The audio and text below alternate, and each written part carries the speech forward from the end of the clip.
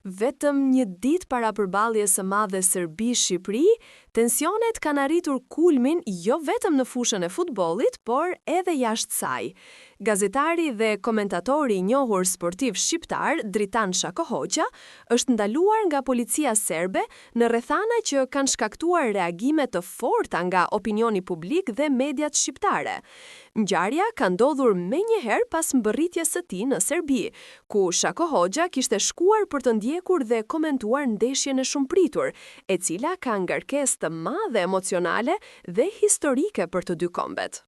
Sipas burimeve pranë mediave sportive, policia serbe kishte përgatitur paraprakisht një listë me gazetar, analist dhe figura publike shqiptare, të cilëve mund të kufizohej hyrja në stadium apo në zonat e akreditimit të UEFA-s.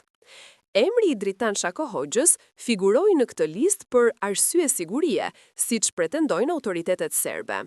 Por burimet diplomatike thonë se bëhet fjalë për një akt të qartë presioni dhe frikësimi ndaj medias shqiptare.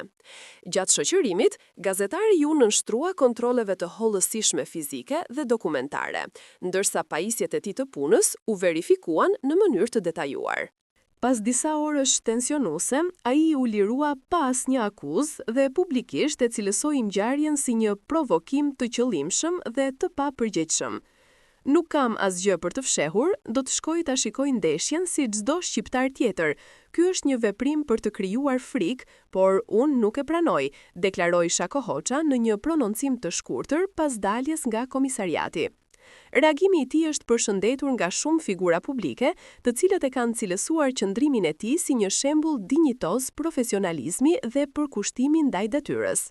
Ngjarja ka ringjallur kujtimet e dhimbshme të ndeshjes famëkeqe të vitit 2014 në Beograd, kur flamuri shqiptar u ngrit mbi fushë dhe ndeshja u ndërpre me strazirash.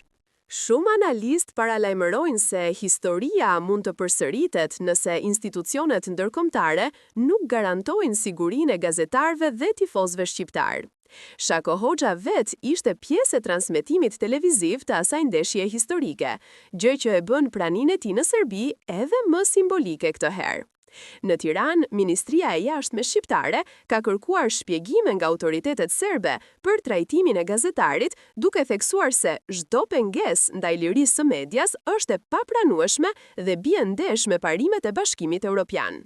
Ndërkohë, Federata Shqiptare e Futbollit është në kontakt të vazhdueshëm me UEFA-n për të siguruar që asnjë incident i ngjashëm të mos cënojë përfaqësuesit shqiptar në ndeshjen e nesërme. Situata mbetet e ndjeshme, ndërsa sytë e gjithë rajonit janë drejt Beogradit, ku sporti pritet të provojë edhe një herë nëse mund të bashkojë më shumë se sa të ndajë.